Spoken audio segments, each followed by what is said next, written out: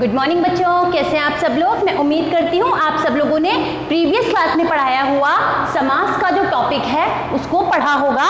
आज हम समास का जो नया टॉपिक शुरू करने जा रहे हैं, या यूँ कह लें कि आज की क्लास में जो हम उसी टॉपिक को आगे कंटिन्यू करने जा रहे हैं वो टॉपिक है समास का पार्ट 2। कल हमने समास के बारे में पढ़ा था कि समास क्या होते हैं। तो बच्चों एक बार फटाफट से रिकॉल करते हैं। हमने पढ़ा था शब्द रचना के बारे में। शब्द रचना कैसे होती थी? जब वर्णों का या यूं कह लें स्वर और व्यंजन का आपस में तालमेल बैठता है तो शब्द रचना होती है। शब्द रचना दो प्रकार से होती है और तीसरी विधा को हम पढ़ रहे हैं। दो प्रकार कौन से थे? उपसर्ग और प्रत्यय। और तीसरी विधा समास को कहते हैं। उपसर्ग जो शब्द के आगे लगता है और उस शब्द या शब्दांश से शब्द का अर्थ बदल जाता है। प्रत्यय जो शब्द के पीछे लगता है और उससे भी एक नई संज्ञा बनती है और एक नया शब्द बनता है। आज की क्लास में हमने डिस्कस किया, प्रीवियस क्लास में हमने डिस्कस किया था समास के बारे में। समास जब दो शब्द आपस में मिलते हैं, उनके बीच में विभक्ति चिन्हों का यानी कारक के विभक्ति चिन्हों का लोप होता है तो वहां समास की बात करते हैं, वहां समास होता है। जब दो विभक्ति चिन्हों के युक्त पद को, एक समस्त पद को अलग अलग करके लिखा जाता है तो उसे समास विग्रह कहते हैं। अब आज की क्लास में हम बात करेंगे समास के भेदों के बारे में और उसके प्रभेद यानी कि सब टाइप्स के बारे में। यानी कि आज की क्लास में हम क्या चर्चा करने वाले हैं बच्चों?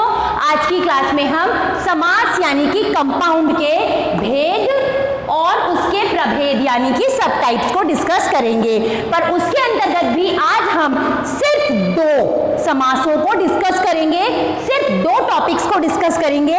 पहला टॉपिक यानी जो समास का जो पहला भेद है वो है तत्पुरुष समास, दूसरा भेद है बहुव्रीहि समास, तीसरा भेद है द्वंद्व समास और चौथा भेद है अव्ययी भाव समास। आज की क्लास में मेरे प्यारे बच्चों हम इन चारों में से सिर्फ दो भेदों को पढ़ेंगे, जिसमें पहला है तत्पुरुष समास और दूसरा है बहुव्रीहि समास। इस तत्पुरुष समास में भी फिर दो भेद यानी इसके प्रभेद होते हैं। तत्पुरुष समास के भी दो सब टाइप्स होते हैं। पहला होता है कर्मधारय समास और दूसरा होता है द्विगु समास। तो आइए बच्चों हम आज की क्लास में तत्पुरुष समास और बहुव्रीहि समास के बारे में चर्चा करते हैं। सबसे पहले हम बात करते हैं कि ये तत्पुरुष समास क्या होता है। तत्पुरुष समास जिसमें पूर्व पद गौण, पहले वाला पद जो है वो गौण होता है, यानी उसका जो अर्थ है उसके अर्थ से इतना ज्यादा फर्क नहीं पड़ता। यानी तत्पुरुष समास में पूर्व पद गौण होता है और उत्तर पद प्रधान होता है। पूर्व पद गौण होता है और उत्तर पद प्रधान होता है, यानी कि पूरा का पूरा जो अर्थ की जो दारोमदार जिम्मेदारी होती है वो उत्तर पद पर टिकी हुई होती है।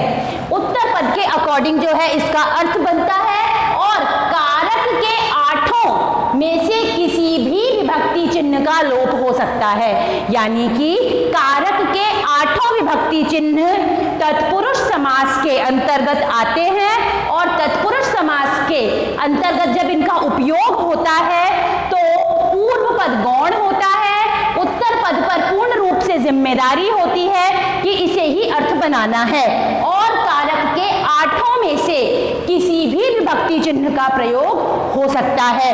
इसीलिए तत्पुरुष समास के 8 भेद होते हैं। कर्ता तत्पुरुष, करण तत्पुरुष, कर्म तत्पुरुष, संप्रदान तत्पुरुष, अपादान तत्पुरुष, अधिकरण तत्पुरुष, संबंध तत्पुरुष। ये संबंध तत्पुरुष यानी कि जितने सारे समास, जितने भी सारे कारक होते हैं उतने ही सारे तत्पुरुष समास के भेद होते हैं।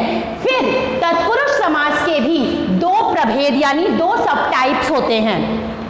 ये जो दो सब टाइप्स हैं बच्चों, ये तत्पुरुष समास के दो सब टाइप्स हैं, जिसमें पहला है कर्मधारय समास। कर्मधारय समास क्या होता है? इसमें उत्तर पद प्रधान होता है, यानी पीछे वाला जो सेकंड पद है वो प्रधान होता है और उसमें विशेषण विशेष्य का संबंध होता है। और जो इसमें जो पूरा का पूरा पद बनता है उसमें विशेषण क्या होते हैं? संज्ञा या सर्वनाम की विशेषता बताने वाले शब्द, और विशेष्य क्या होते हैं? जिनकी विशेषता बताई जा रही है, यानी विशेषण की विशेषता बताने वाले शब्दों को विशेष्य कहते हैं। तो इसमें कर्मधारय समास में विशेषण विशेष्य का संबंध होता है और उत्तर पद प्रधान होता है। जैसे मान लो मैंने कहा चंद्रमुख, इसका मैंने समास विग्रह किया चंद्रमा के समान मुख। अब चंद्र क्या है? चंद्र इसमें विशेषण है क्योंकि वो बहुत सुंदर होता है, और विशेष्य क्या है? इसमें विशेष्य है इसमें मुख। तो मुख की तुलना किससे की जा रही है? चंद्रमा से। तो कहने का तात्पर्य यह है कि जब उत्तर पद प्रधान हो और विशेषण विशेष्य का संबंध हो तो वहां पर कौन सा वाला समास होता है? वहां कर्मधारय समास होता है। कर्मधारय समास के बाद में हम बात करते हैं द्विगु समास की। बच्चों, द्विगु समास क्या होता है? द्विगु समास में पूर्व पद संख्यावाची होता है। पूर्व पद का मतलब पहले वाला पद संख्यावाची होता है, उसमें कोई ना कोई नंबर डिनोट होता है। जैसे नवरात्रि, नौ रातों का समूह, चौराहा, चार रास्तों का समूह। आप लोगों ने देखा होगा बच्चों कि जो द्विगु समास होता है इसमें पूर्व पद संख्यावाची होता है, और इस संख्यावाची पद के माध्यम से हमें यह पता चलता है कि आगे जो शब्द के अंतर्गत संख्या है वो उसकी काउंटिंग कितनी है। इसके बाद बच्चों हम बात करते हैं बहुव्रीहि समास की, कि बहुव्रीहि समास क्या होता है? बहुव्रीहि समास वो समास होता है जिसमें दोनों में से कोई भी पद प्रधान नहीं होता। दोनों में से कोई भी पद प्रधान नहीं होता, ना तो उत्तर पद प्रधान होता है ना पूर्व पद प्रधान होता है। वहां पर जब उत्तर पद और पूर्व पद जुड़ते हैं तो जुड़ने पर कोई तीसरा ही अर्थ निकलता है। जैसे नीलकंठ, नीला है जिसका कंठ।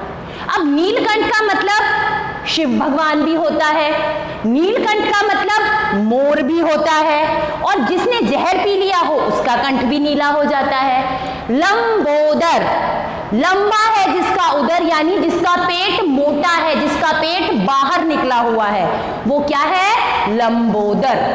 अब पेट बाहर किसी मोटे व्यक्ति सेठ का भी हो सकता है, पेट बाहर जो है किसी गर्भवती महिला का भी हो सकता है। पर यहाँ पर बात किसकी की जा रही है? यहाँ पर बात की जा रही है गजानन गणेश की। तो बच्चों देखो, आज की क्लास में जो हमने ये जो पढ़ा इसके अंतर्गत हमने आपको बताया समास के कितने भेद? समास के 4 भेद होते हैं। 4 में से 2 भेदों की हमने चर्चा की, और उस 2 भेद के भी फिर प्रभेदों की हमने चर्चा की। समास के जो 4 भेद हैं उन 4 में से 2 भेद हमने पढ़े, तत्पुरुष समास, बहुव्रीहि समास। बहुव्रीहि समास और तत्पुरुष समास में फिर तत्पुरुष समास के कितने प्रभेद हुए? 2, कर्मधारय समास और द्विगु समास। तत्पुरुष समास क्या होता है बच्चों? तत्पुरुष समास होता है जिसमें पूर्व पद तो होता है गौण और उत्तर पद होता है प्रधान, यानी पूर्ण रूप से अर्थ की दारोमदार जिम्मेदारी किस पर आती है? उत्तर पद पर, और कारक के 8 विभक्ति चिन्हों का लोप होता है। साथ ही साथ में यहां पर मैं आपको बताना चाहूंगी कि कारक के 8 विभक्ति चिन्ह तत्पुरुष समास के भेद होते हैं, और कर्मधारय समास और द्विगु समास इसके उपभेद होते हैं। फिर हम कर्मधारय समास की बात करते हैं, तो कर्मधारय समास में उत्तर पद प्रधान होता है, और उत्तर पद प्रधान होने के साथ साथ में उत्तर पद और पूर्व पद में विशेषण विशेष्य का संबंध होता है। यानी विशेषण विशेष्य मतलब संज्ञा या सर्वनाम की विशेषता बताने वाला शब्द विशेषण, और वो विशेषण शब्द जिसकी विशेषता बता रहा है वो विशेष्य। फिर उसके बाद में हमने बात की द्विगु समास की। ये द्विगु समास क्या होता है बच्चों? ये द्विगु समास के अंतर्गत पूर्व पद संख्यावाची होता है, यानी जो पहले वाला पद होता है वो कैसा होता है? वो संख्यावाची होता है, उसमें नंबर्स का पता चलता है। उसके बाद हमने बात की बहुव्रीहि समास की, कि बहुव्रीहि समास क्या होते हैं। बहुव्रीहि समास में दोनों में से कोई भी पद प्रधान नहीं होता, कोई भी पद प्रधान नहीं होता। इसका मतलब यह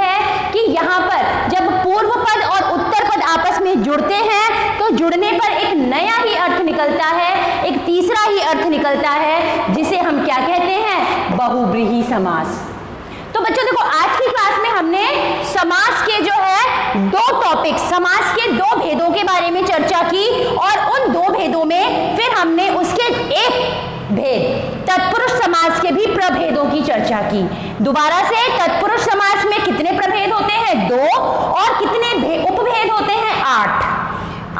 ये दो प्रभेदों में पहला प्रभेद होता है कर्मधारय समास और दूसरा प्रभेद होता है द्विगु समास। फिर उसके बाद हमने बात की तत्पुरुष समास की, जिसमें पूर्व पद गौण होता है और उत्तर पद प्रधान होता है, और कारक के 8 विभक्ति चिन्हों में से किसी भी विभक्ति चिन्ह का लोप हो सकता है। फिर कर्मधारय समास की बात की, जिसमें उत्तर पद प्रधान होता है, विशेषण विशेष्य का संबंध होता है। द्विगु समास में पूर्व पद संख्यावाची होता है और उत्तर पद प्रधान नहीं होता है।